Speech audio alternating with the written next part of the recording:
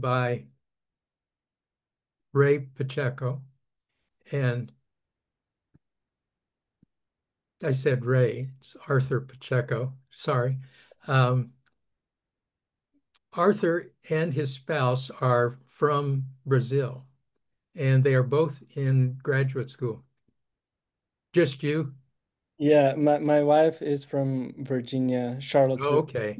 Um, but She found her way. You found your way together. she's from heart from Brazil for sure. She's Yeah. a Brazilian soul. But they are both in the process of doing graduate studies in the United States. So we have the great privilege of having them here. Arthur has been active in Prout since 2008 in multiple capacities. I guess very briefly, he's been on the board of Proudest Universal of Brazil for 3 years, and since 2024 serves now on the Proudest Universal Global Board, um, and continues in all that activity. I will not dig into too much, especially with the time we've lost, some of his other great activities and engagements regarding Prout, but they are listed in some detail in the program announcement. So people wanting to get a little bit better background on his experience can easily look that up. Um, I will make a pitch, and I apologize to you, Arthur. Uh, this originally started out as a request for Arthur to do a presentation that would be of great interest to people in North America about what is happening in Brazil from a proudest perspective, as well as Latin America. And I think in the course of some of his work, the topic that he's going to address this evening was also of great interest. But I guess I not to embarrass you, but I will extend an open invitation.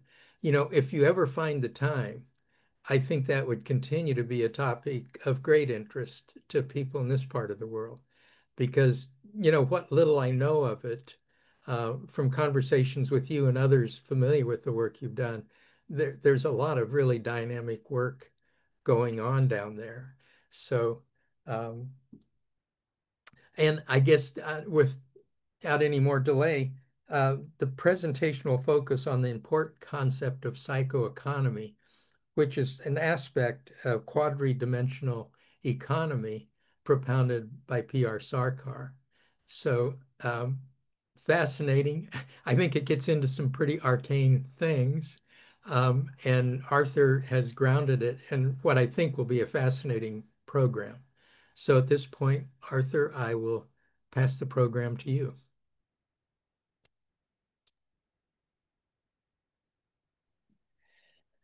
Well, hello everybody.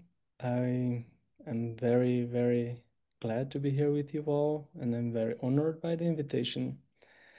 I just want to let everybody know that as English is not my first language, you might experience some grammatical discomfort sometimes with me speaking, possibly, but I will do my best. And if you don't understand something, please let me know and I will correct myself.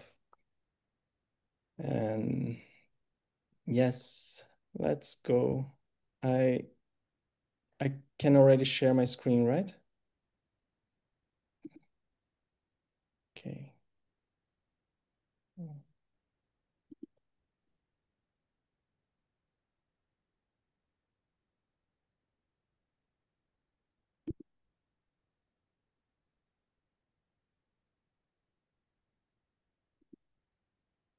Oh,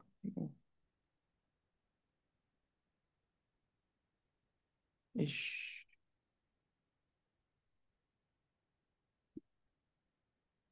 Wow. Okay. I don't know what I did, but it will be fine.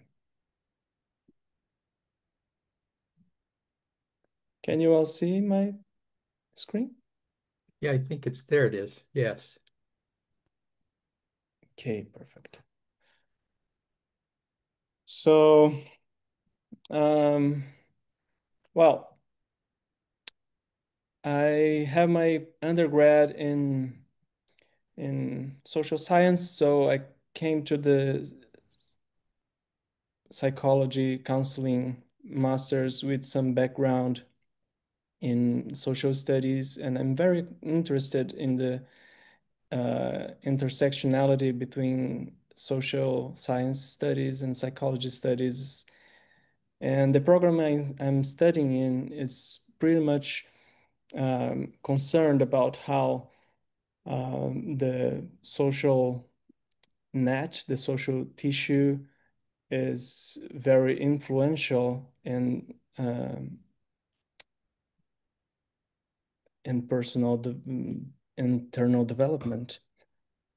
So today I would be talking about this from the perspective, the Sarkarian perspective of psychoeconomy, and bringing to the ultimate uh, development of liberation psychology that I consider is somatic abolitionism, but talking also about other forms of resistance to neo-colonialism that were appearing throughout the 20th century.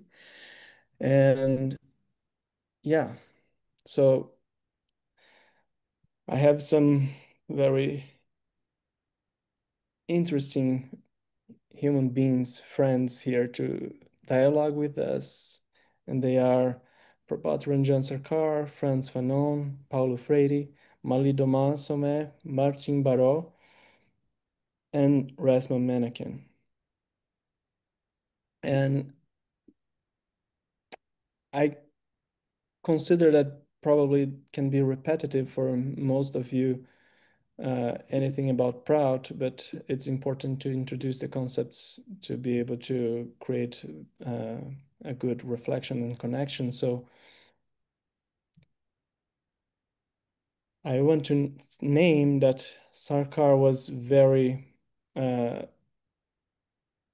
accurate and with a sharp mind when he was creating the convergency between spirituality, um, philosophy, and socioeconomic fields. And that is what he called Prout, the progressive utilization theory, the neo-humanism, that is universalism to confirm a society based not in race, not in species, but basically in consciousness that is shared amongst all creation. And biopsychology, that is the understanding of the parallel between body and mind on the process of internal and collective evolution from matter to immaterial world to spirit. And when he's shaping Prout theory, he brings this very fundamental idea of the quadri-dimensional economy. And basically, the quadri-dimensional economy is a challenging perspective on how to organize economy. And this difference is mainly because uh, classic economists, they tend to. May I make it bigger? I see some people having trouble to read what is written, or it's okay. Bigger would be good. Okay. I think your slides are off to the left. You can maybe do the full screen. Yeah, I clicked something while we were here, and the option to make full screen disappear. I will ask for 1 second, so I will reopen the slide. Excuse me. I'm sorry for that.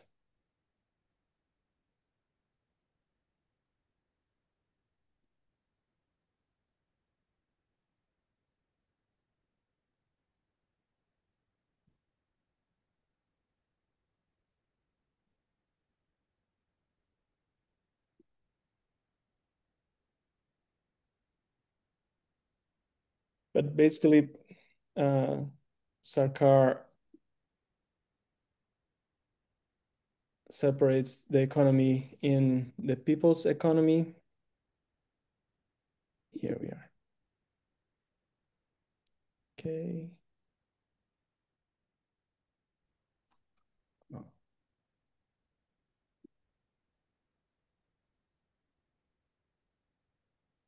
Oh, no, again, no.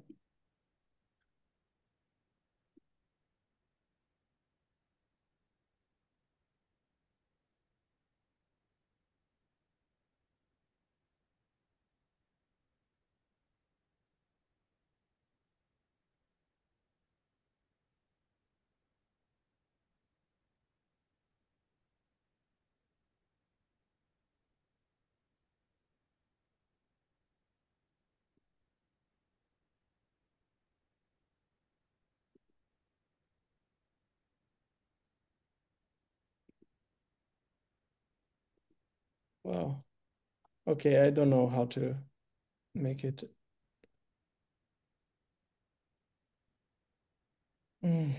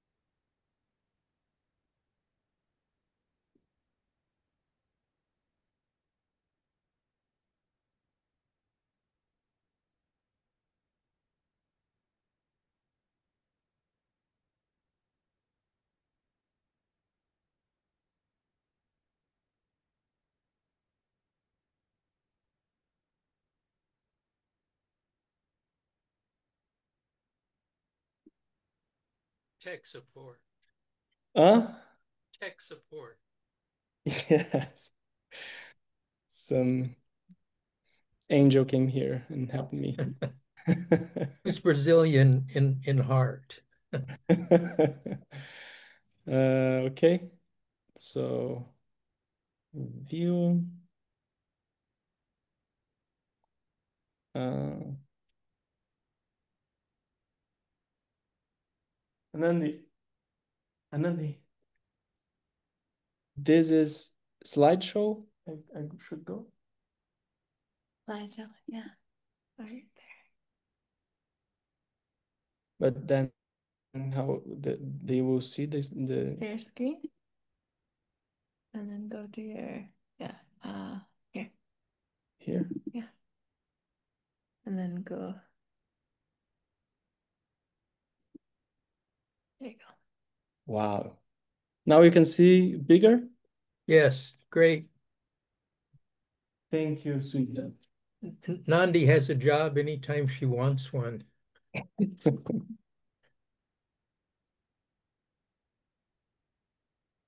Okay, but how I go to the next slide with that? Okay, here we go. I'm so sorry for that, everybody. So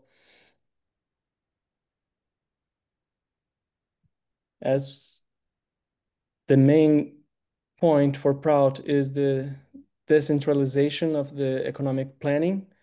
The economic structure should reflect that. And Sarkar framed the economic structure in what he called people's economy. That is the direct part of the economy dealing with creating the minimal, 5 minimum requirements for life, and general economy, that is the general planning of economy, resource management, commercial economy, that is most of what we have, most of the studies nowadays in economics, about market, commerce, trade, and psychoeconomy.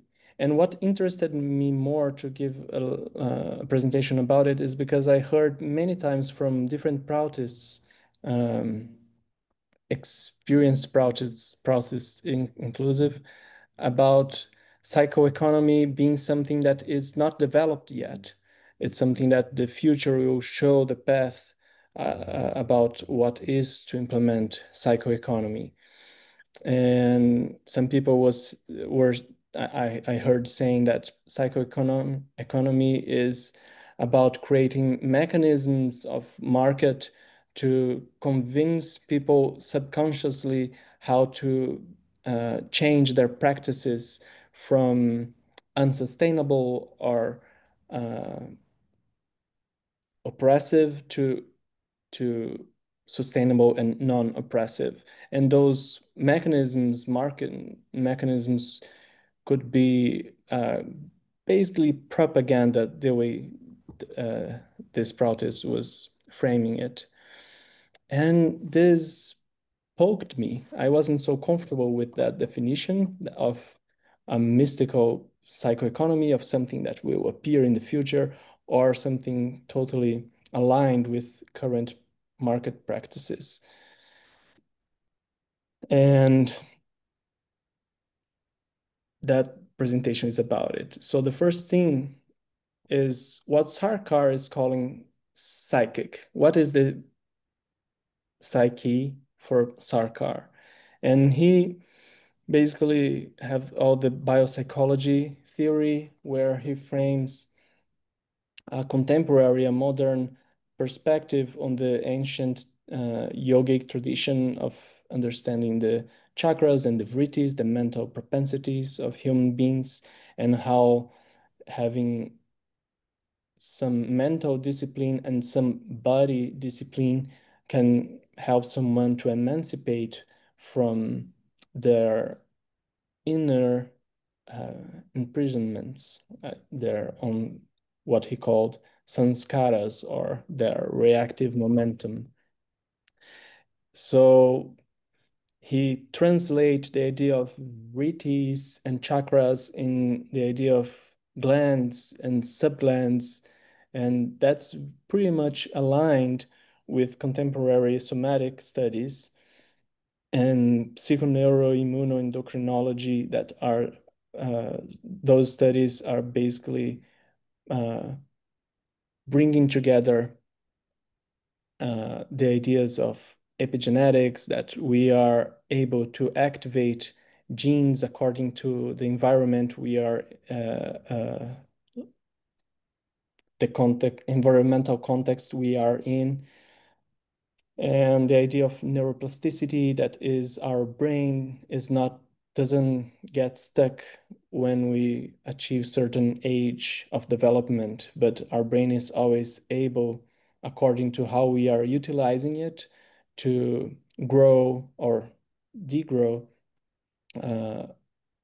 accordingly to our practices. So basically, Sarkar was being very generous in bringing a more comprehensive approach toward chakras that is relatable with contemporary science. And I guess most important of that part of the presentation is he was mentioning that the process of psychospiritual and spiritual growth and liberation that he often called sadhana in his spiritual scriptures, discourses. This meditation, also called, and I quote, should be performed knowing fully well the location of different glands and subglands, and also the different cells in the human brain. And people should not only know the location of these glands and subglands, they should also be acquainted with their respective systems of hormone secretion.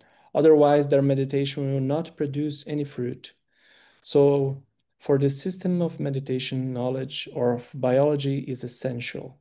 Human beings have yet to invent the way of methodical thinking and methodical meditation based on the location of different concerned cells, glands, and subglands, and their secretion of the requisite quantity of hormones. So even if Sarkar was a spiritual master, was a guru that gave a specific meditation spiritual techniques, he was saying here that we still need to invent those methodologies. That mean that it's not an hermetic system that is given by scriptures or by a spiritual authority as he was. He's saying human beings should uh, use their intelligence and intuition to do so. And this is not something that Sarkar specifically mentioned, but nowadays my understanding is that samskaras, what he called samskaras, these reactive momentums, they are very similar with what nowadays trauma-informed psychologists call trauma. So in psychology, traumas are the not processed information from previous experiences. So experiences that create some pattern and stuckness in their minds. And it's pretty similar to the concept of sanskaras, even if the current mainstream psychology doesn't mention so much about rebirth, past lives, or etc. There is some research being done about it by some institutions. I can mention the DOPS in the University of Virginia, for example, but it's not something established for contemporary science. But with that understanding of biopsychology, of psyche as something that is present in the body and the mind, when we are talking about psychoeconomy, it's helpful because according to Sarkar, psychoeconomy is divided in two main branches. One of the branches is the countering exploitation branch, and the other one is the psycho-spiritual branch. So Sarkar mentioned that the most urgent part of psychoeconomy is having people fighting against exploitation or to recover their threatened culture. Hey, Sparky. Sorry.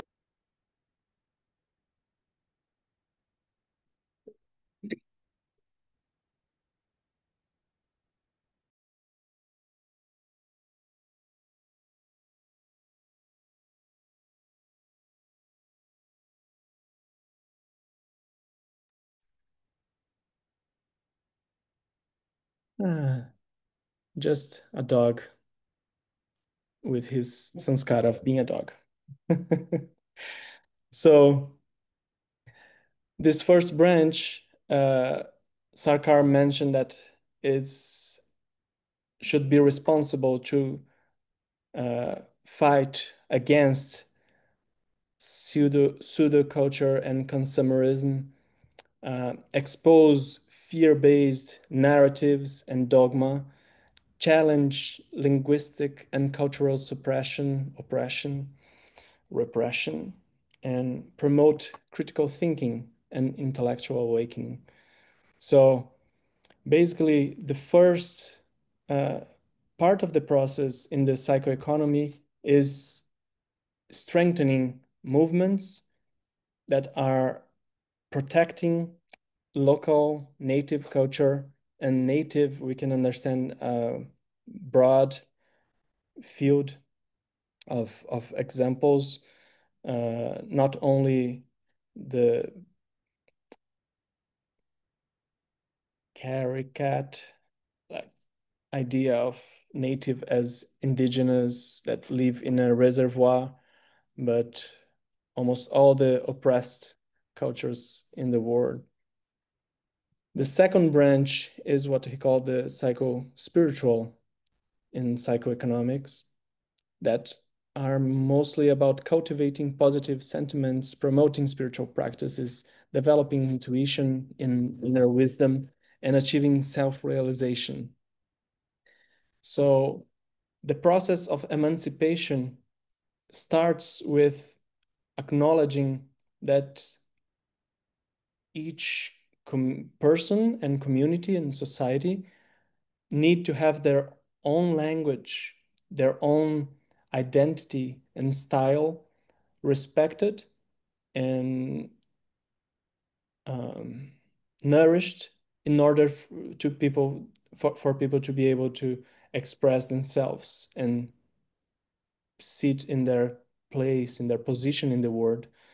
And with that guaranteed, because that is not guaranteed nowadays, people can go inner, go deeper inside themselves and find their ultimate identity, that it is with consciousness, the universal identity.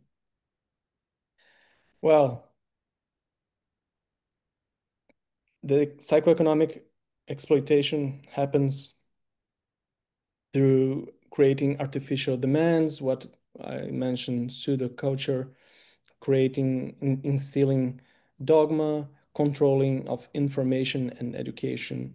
And it's a cascade, I would say, from creating artificial demands, passing through those, suppression of language, promoting negative sentiments, and end up in economic exploitation. So there is this classic image of the Iberic colonizers from mercantilism, the Spanish and Portuguese, arriving in the land where I grew up, so my ancestors, unfortunately, and giving mirrors, giving guns to indigenous people that didn't need that. And at some point, the indigenous people got interested in those things and dependent on the Portuguese people that had those technologies.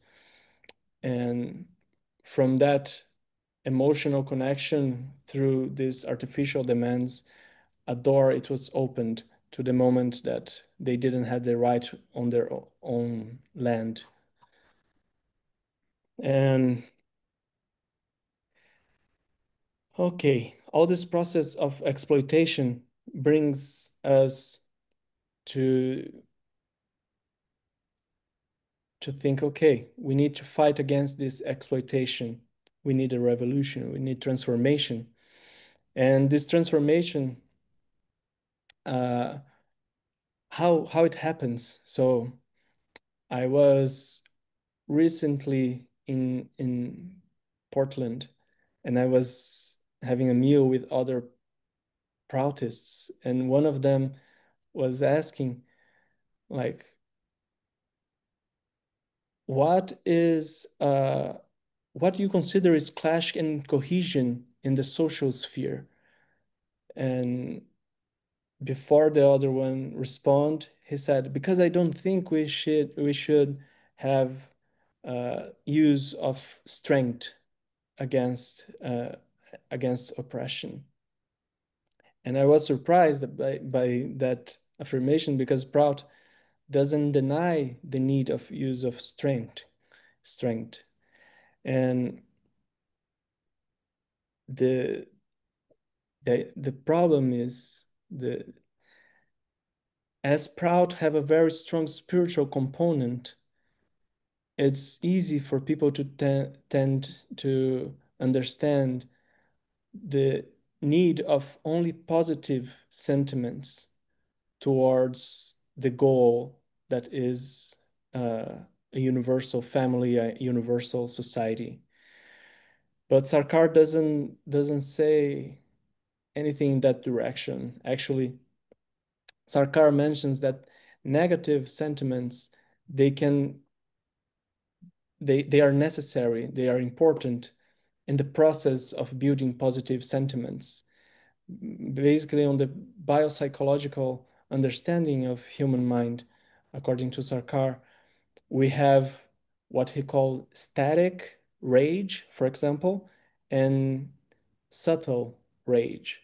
Static rage is when someone is consumed by rage and rage becomes the goal of their actions, while subtle rage is the strong stamina and energy towards facing an external static force, oppressive force. So to the rest of the presentation, it's very important to establish the role of negative sentiments uh, in, in, in the process of bringing positive sentiments. And I will just go a little bit faster than I prepared because it's a huge topic. Actually, I would like to talk more, but basically,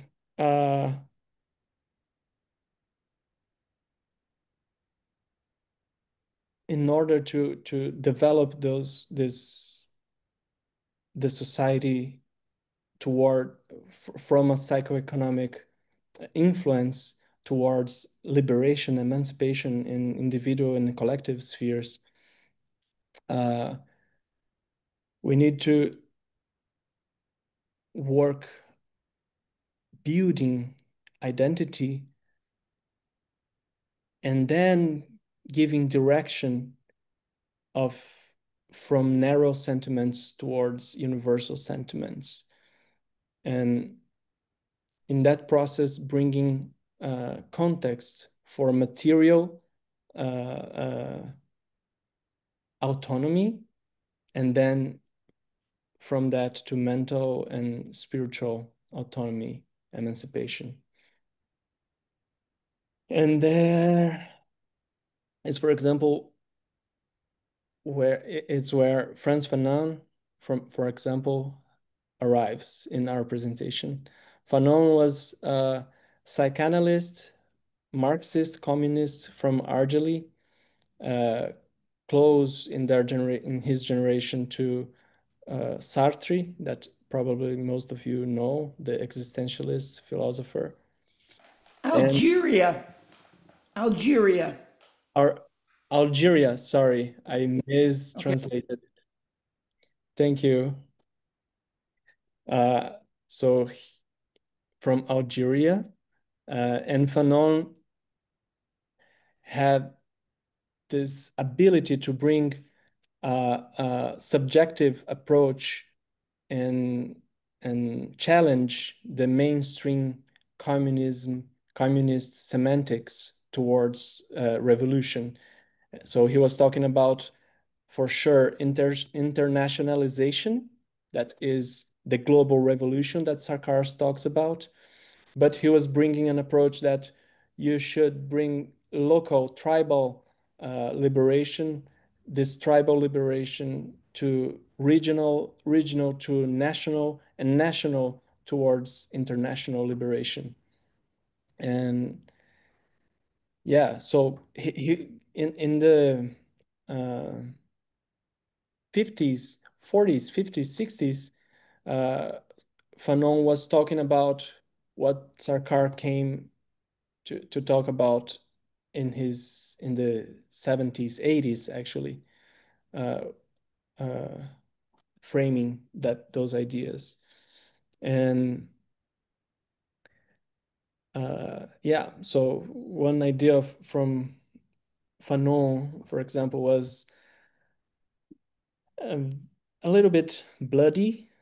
He was very military, just as Subhash Chandra Bose, for example, in the Proud World.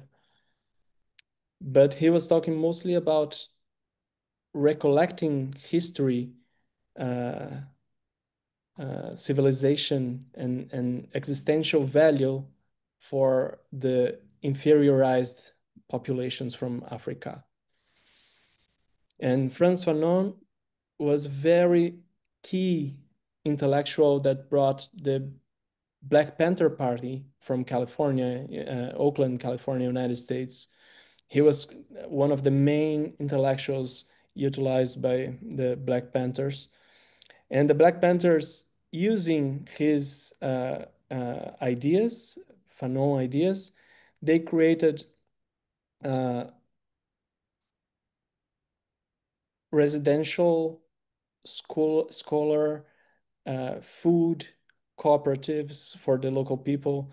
They were pretty much the seed of bringing African American spirituality as a core process of revolution that I guess nowadays they are more influential in, for example, Black Lives Matter movement. That is a very revolutionary movement that is already in the stage of passing from negative to positive sentiment. So took the Black Panthers uh, 3, 4 generations, 70, 50, 60, 70 years, but they are nowadays pretty much aligned with a more towards a more universalist perspective of revolution.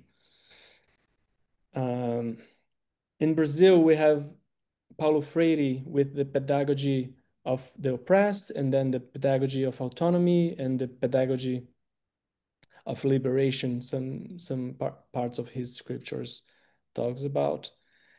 And he also came from a Catholic Marxist words perspectives, and he brought some critical thinking about the dialectics method, putting a more subjective approach on the dialectics method from Karl Marx. And Paulo Freire was basically extremely hopeful of the ability of any human being to liberate themselves according to their own experiences, their own background. So he with Fanon were two key intellectuals to create what we will see soon, that is the liberation psychology. And because they were saying like all the potentiality to emancipate your soul, not only your economic level, but your mind, it's inside of you. And that's extremely poetic and beautiful, and bring Marxism closer to what Prout is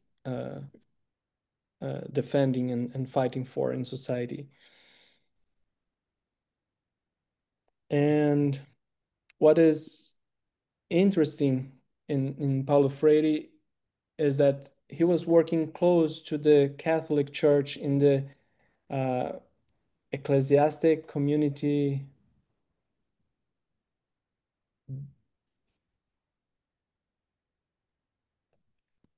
Dada, you know how to translate it? Comunidades eclesiais de base? Grassroots based community, based grassroots Catholic communities, basically. Ecclesiastic community. So thank you very much. He was fundamental to the grassroots movement from the Catholic Church that was key against the dictatorship implemented by some international neoliberal agenda in Brazil on the 60s, 70s, 80s. And they were working on the education to emancipation with the landless workers movement in Brazil. So Paulo Freire was instrumental to create this movement that nowadays is a movement with the larger agroecological organic production of food in Brazil. They have around 6, 7 million people in this movement, and they have universities, schools, cooperatives, credit cooperatives, they have now, for the last years, they have a partnership with Mondragon from Spain, that is one of the most established and acknowledged cooperative federations that I know about, like Mondragon, France, and Japan. Systems are very developed. And Mondragon is working with MST, that was very influenced by Paulo Freire. And MST, this landless workers movement, is all about regionalism, and they have uh, um, a very liberatory approach in their revolutionary process. Another person that I could not avoid to talk about is Malidoma Somé from Burkina Faso. That Burkina Faso is nowadays passing through a very revolutionary process with Ibrahim Traoré. I don't know if you are reading about it. It's a strong spiritual revolutionary leadership in Burkina Faso. And Malidoma Somé was pretty much emphasizing that the psychological process of liberation and the communitary process of liberation is not only about giving material conditions, but about fighting for your own notion, idea of time, of length of life. So what are the rituals that one and another society are fundamented in, and how we reabsorb those rituals to become farther from the capitalist materialistic way of living. And he and Ignacio Martin Baró with liberation psychology, I bring them because they bring to more subtle levels the idea of liberation. So I understand them as a bridge from counter exploitation psychoeconomy to uh, uh, internal liberation psychoeconomy. So because Malidoma Somé, just as Ignacio Martin Baró, through different ways, Malidoma Somé through acknowledging and giving centrality and importance to traditional spiritual practices of each place. Ignacio Martin Baró is talking about creating a community of psychologists as a social movement to bring inner emancipation while bringing social emancipation. So psychology as a profession is structurally established in society as something liberatory, anti-oppressive. And I'm almost there, so we can have some time to talk about some of this stuff.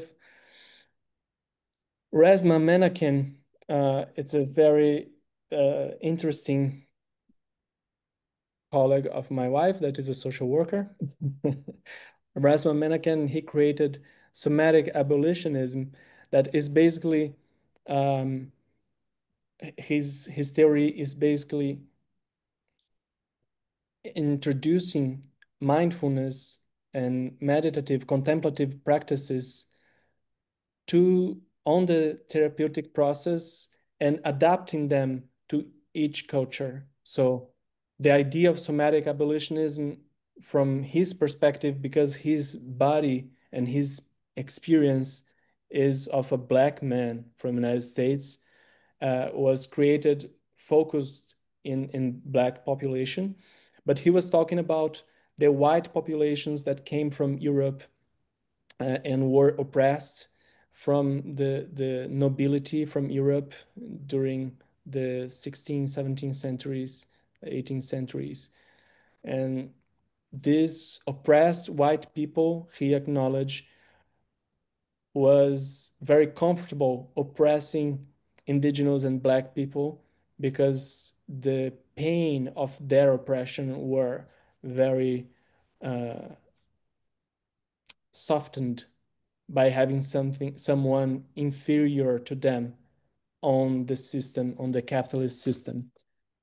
So he focused on black population, but he works with white people also. He have a beautiful work with the police force from Minneapolis, and he works with white people, he works with black people, he works with any population that present to him.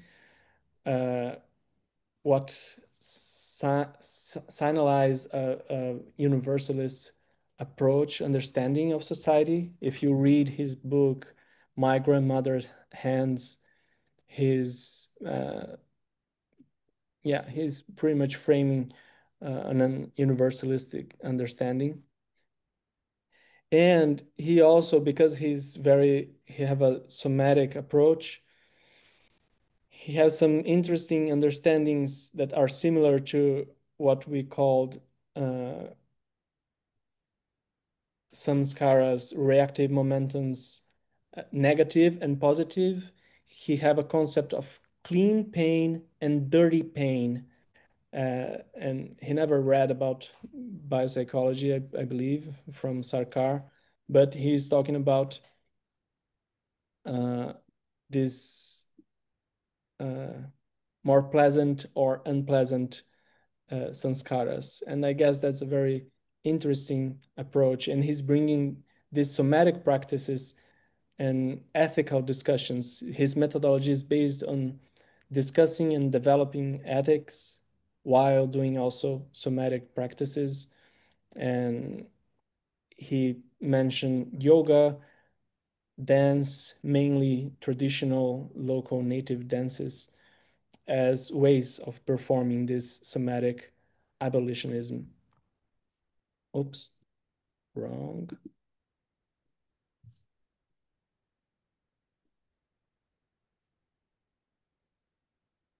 Oh, that's it. And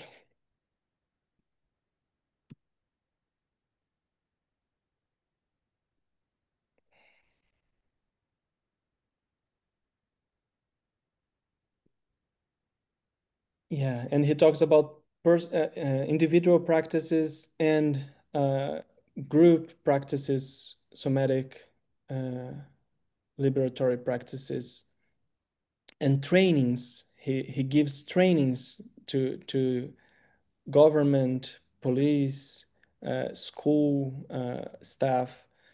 So I guess this is pretty much what Sarkar was talking about when he mentioned psychoeconomy. And so after reflecting about those and many other examples that I could bring today, but only those that we saw in these last minutes, I guess all those practices, they are into the field of psychoeconomic practices, and they converge. They have a very strong convergency most of the time, even if it's not the same language, but the same methodology that I showed in the beginning of the presentation, that Sarkar, when Sarkar talks about creating a methodology of perceiving your own body and your glands, your subglands, even if there isn't a yogic perspective on how to doing it, most of them are talking about acknowledging and understanding your different feelings of inferiority, of rage, of hope, and knowing how to utilize those feelings towards your personal and collective liberation. Yeah, that's as a whole what I am trying to understand as an integral liberation model of psychology that integral psychology integrative psychology is the model that is being accepted on very open-minded, spiritual-oriented, and revolutionary-oriented psychological practices. So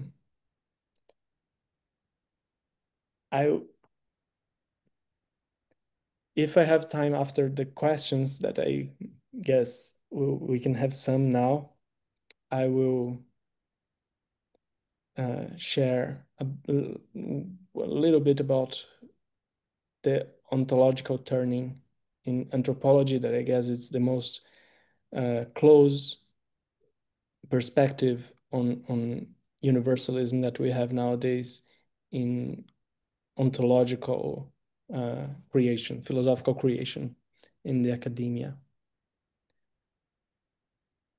I guess that was a tour de force, covering an amazing group of people that you found inspiration in and sort of added to my book list. But at this time, I invite anyone that has a question for Arthur to raise your hand, or if you're more comfortable, just put it in the chat, and we'll have a discussion with him about it. Alex.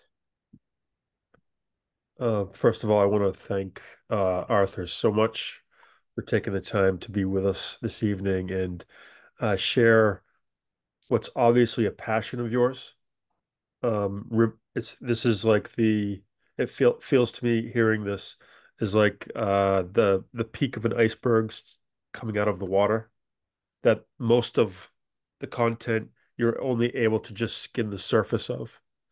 And we're constricted by time, but I heard elements of liberation psychology, of anti-exploitation, changing the dynamic of how we understand the psychic elements of our economy, but also there's a blending of where the economy may, I don't think there's a strong division of where the economy ends and social interactions begin.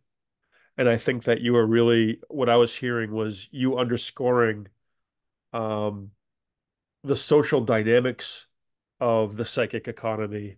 And I wish I could hear a bit more about somatic abolitionism, the concept of in part of trauma residing in bodies and nervous systems, and that in overcoming the psychologies of oppression is also identifying within ourselves uh, these these energies that we have within ourselves toward supremacy or towards trauma or towards um, ancestral challenges that we've inured from childhood and beyond.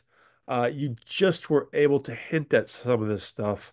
Could you go on a little bit deeper and so that we can hear the kind of the gravity of the depth of this field? Thank you, brother.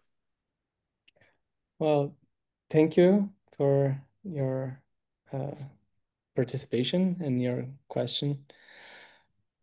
Yeah, if it was a presentation only about somatic abolitions, I could prepare something just about it, but I thought it would be too bold to bring such a topic to a proud panel, because it's not something that is particularly on the mouth of proutists.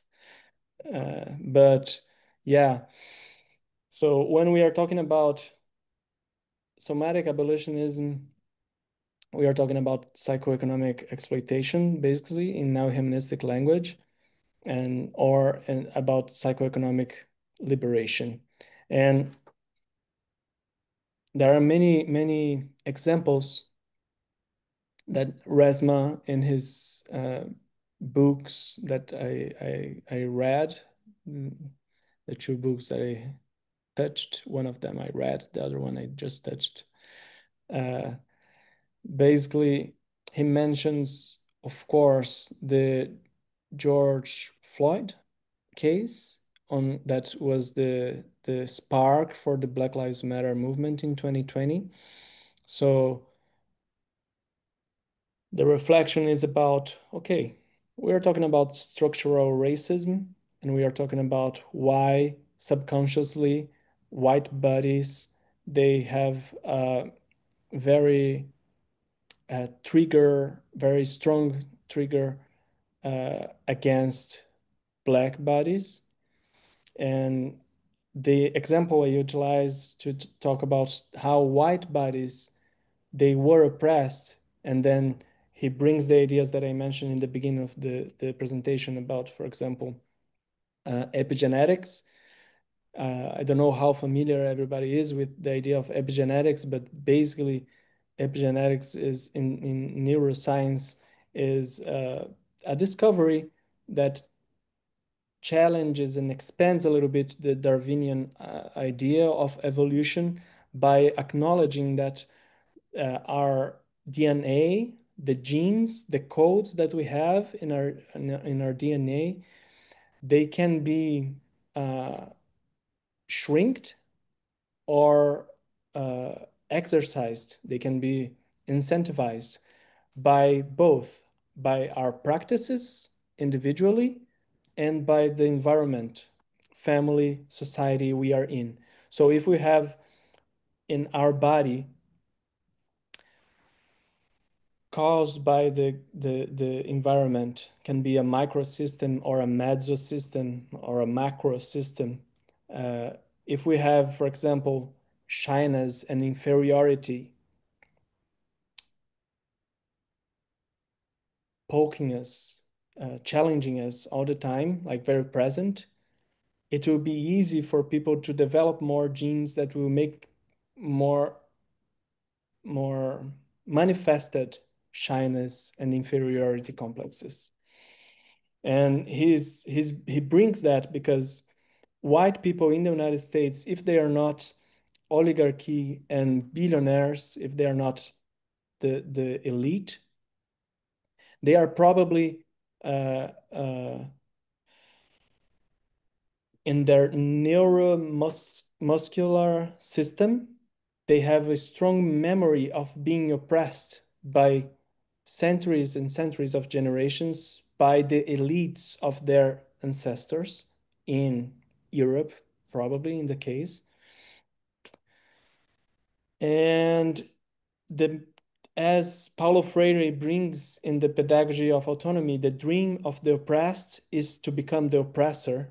And Resma, with somatic abolitionism, he just absorbed that idea from Paulo Freire, and he utilized that idea talking about how white people tends to be oppressive in a racial structure that is oppressive from white to black, because there were some oppression from white to white, rich, wealthy white to poor white in already in the system. And you have a cascade, a hierarchy of values, colors that is in flesh. It's in our genes, in our bones, muscles, neurons. So according to Resma, we need to find what are the values and symbols that strengthen our each one of our identities as human communities. So the indigenous, the different indigenous people, the black, the different black people from each place, they need to rescue, to bring again the memory, identity from their ancestors. And this process of bringing language, bringing dance, rituals, bringing religiosity from their ancestors will rise somatic practices that are helpful in abolishing this somatic oppression. So somatic abolitionism is pretty much about engaging in therapy individually and collectively in community, adopting practices, new practices, because there is no essentialism, cultural essentialism in according to Resma and anything in liberation psychology. I say cultural essentialism because in Brazil, and I believe here in the United States should happen something similar to that, but in Brazil, some white people, I would say some fascist white people, they tend to say that indigenous people are not anymore indigenous if they are wearing tennis shoes, cotton clothes, mobile. If they are playing football, they are accultured. I guess that's the word. That's a word in English. Accultured. Yeah. So there's not such thing. Human culture is universal. So indigenous doing meditation and doing yoga, just as any white people, it's completely normal because culture is something that we share. It's not something that we possess. And besides this idea of epigenetics,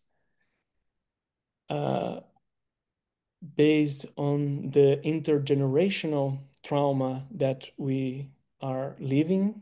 So the intergenerational samskara that we are submersed, we are immersed in. These somatic practices are pretty much about how we are making the usage of our minds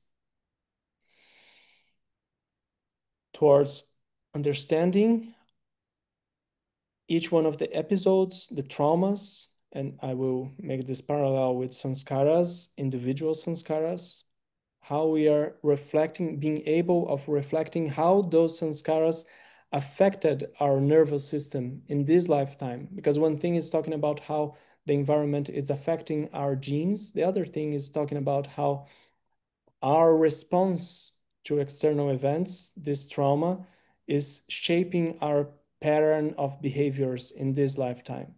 So somatic abolitionism is talking about re-educating our mind to expand our self-identity, the identity of ourself, with something greater of the inferiorized self that we have because of systemic racism.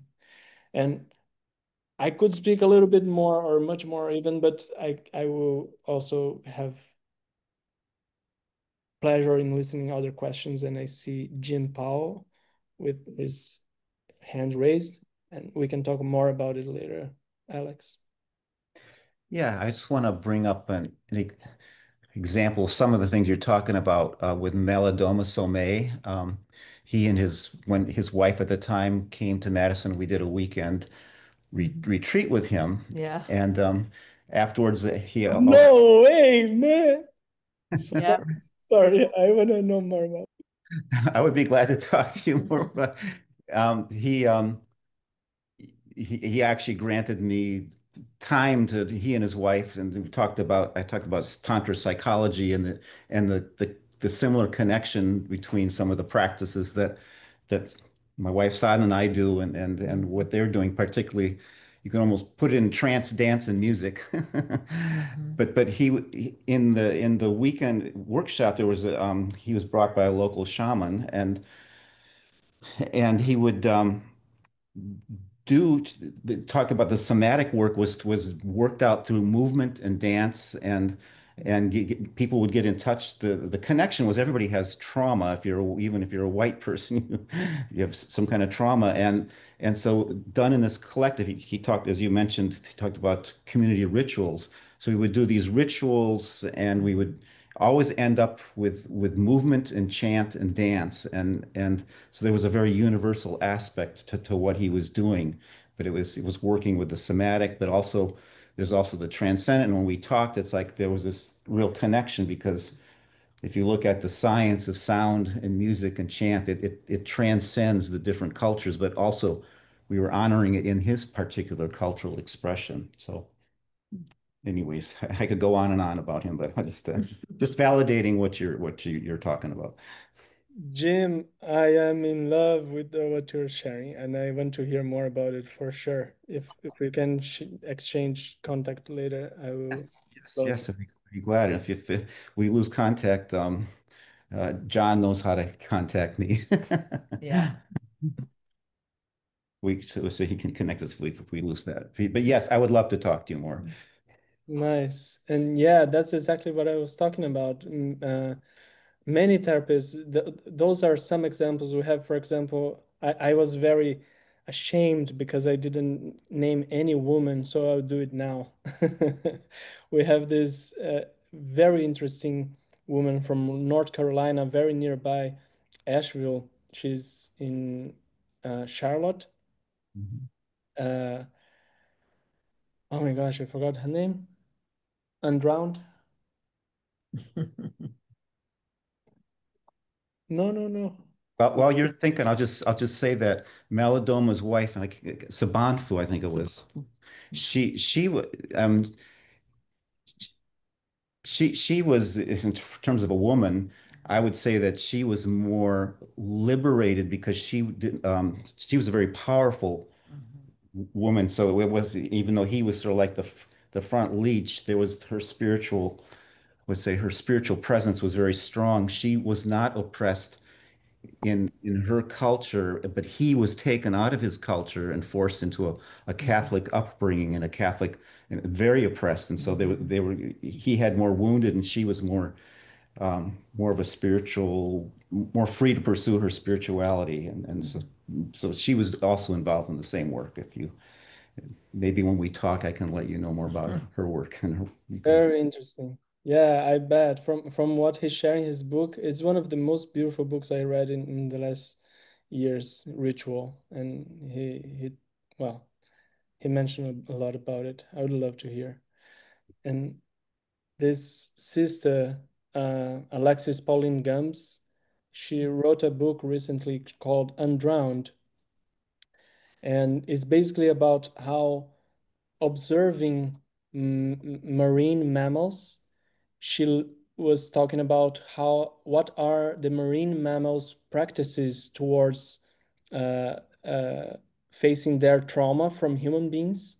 So she was talking with some biologists and observing, going to observatory of marine mammals and talking about how dolphins and whales, and she included even some sharks in the pot, even if they're not mammals, and the book is mainly about mammals, but how they are using some psychological strategies to go against trauma and healing themselves. And I was like, wow, such a interesting perception about our brother species, other mammals that are also collectively being able to copy with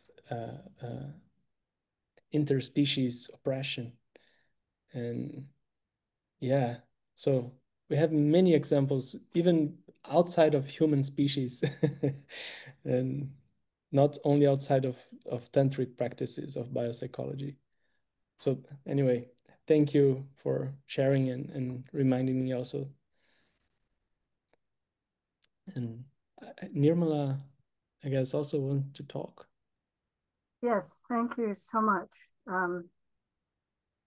I wonder if you could speak a bit about ancestral roots versus cultural appropriation, because as you're speaking, I'm thinking of how often white people like myself borrow practices from elsewhere in the world, whether it's yoga from South Asia or dance rhythms that have their origin in Africa or Afro-Latin sources, or people learn Hawaiian massage, or we at least on a conscious level elevate these indigenous cultures but if my own ancestry is part uh, Russian and part Swedish and part English, do I have that same epigenetic need to go back to the dances of my Russian Jewish ancestors or my Irish or whatever, versus appropriating something that is another kind of almost somatic colonialism? I wonder if you have any thoughts about this. I do. It's very sensitive content to share, but I will share. We are here in not so many people, and I believe magnanimously that everybody will make a good use of what I share.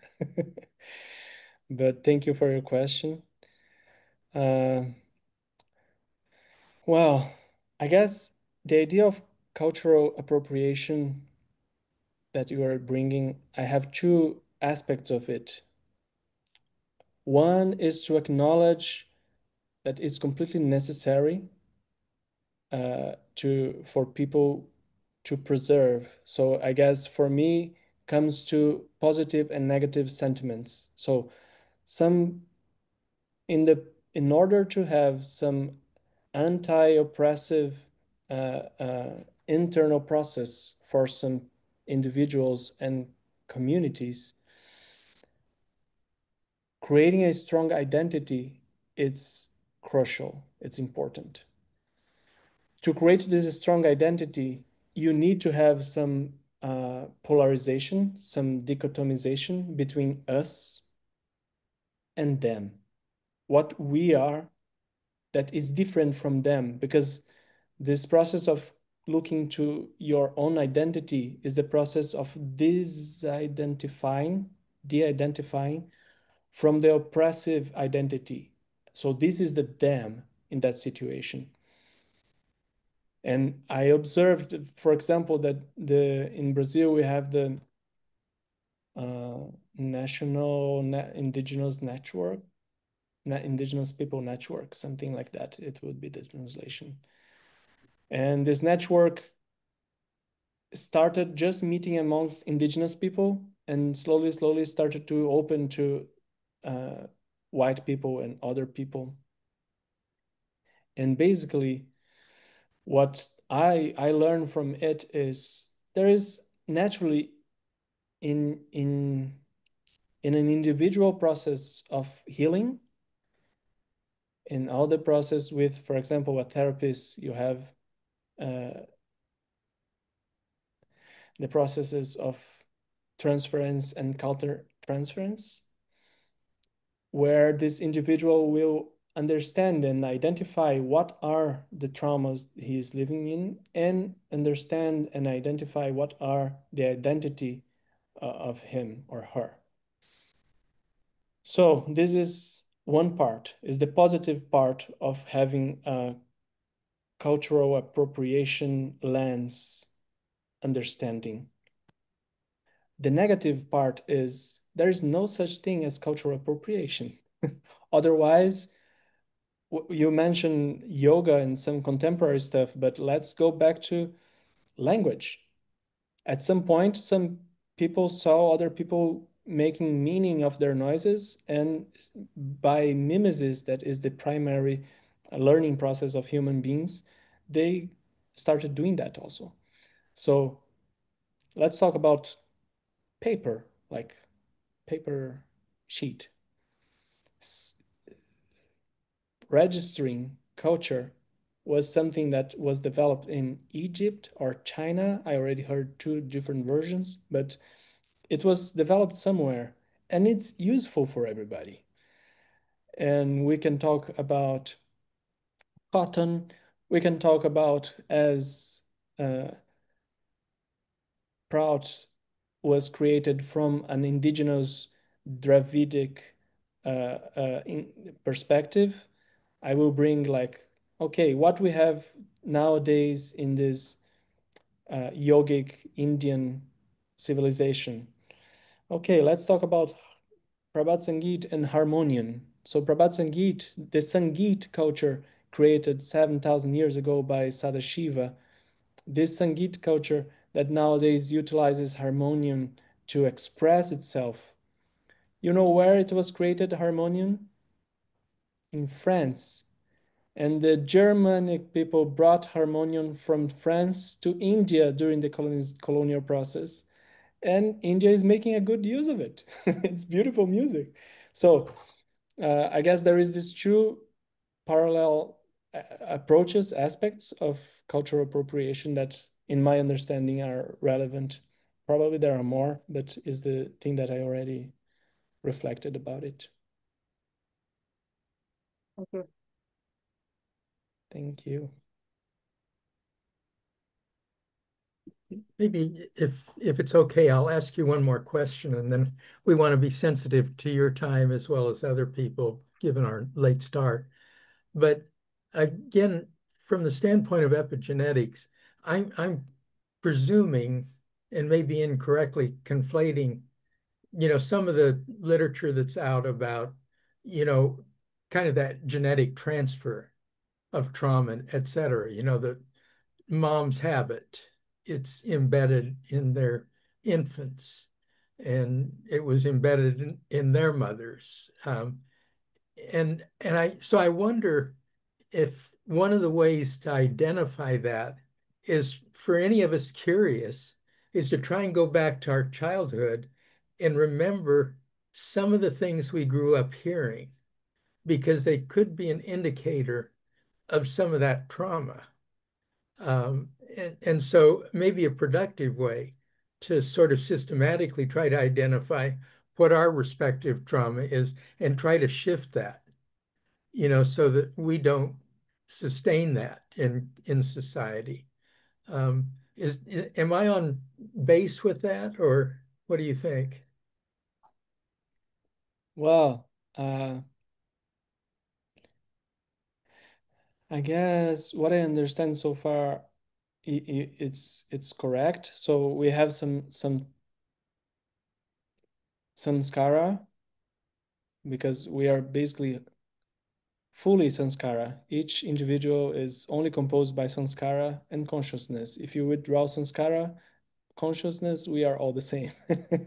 So those sanskaras, they come from uh, uh, ideas, concepts that are forced in our experience.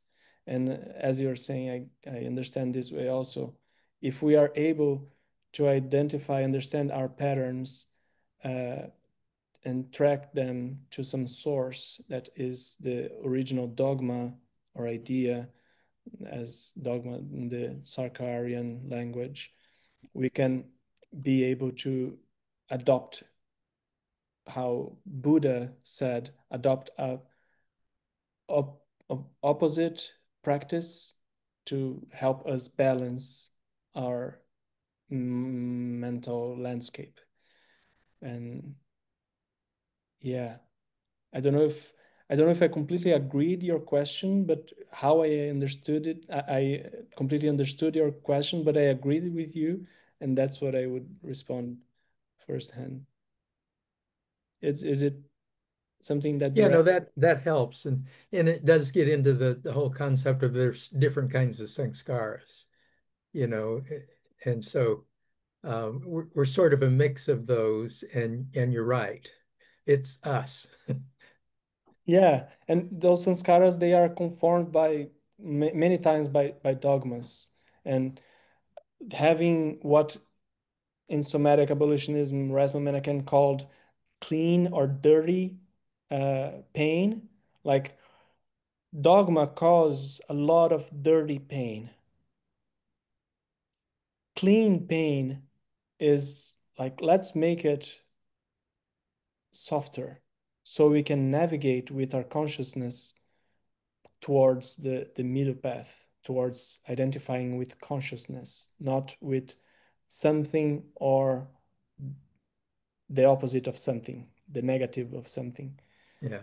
And so let's fight against those dogmas, those narrow ideas of identity that our ancestors, our caregivers, parents, and community gave us, towards something that helps us to identify with what we are and with consciousness. Well, I want to be sensitive to the time. So really want to thank you for what I think was just an absolutely amazing presentation. And I think many of us would welcome a encore, to maybe get into a little more detail on some of these things. So we appreciate that you tried to get through it given our late start. But I think it was a wonderful presentation.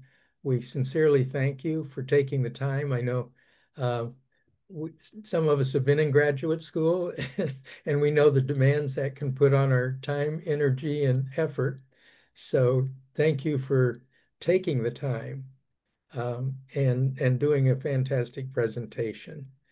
So at this point, I will say thank you and Thank we you. wish you well in your studies and travels and whatever else you and your Brazilian at heart spouse engage in. Thank you, John. Thank you, everybody. It was lovely to hear you, share with you. I'm really inspired by what I heard from you also.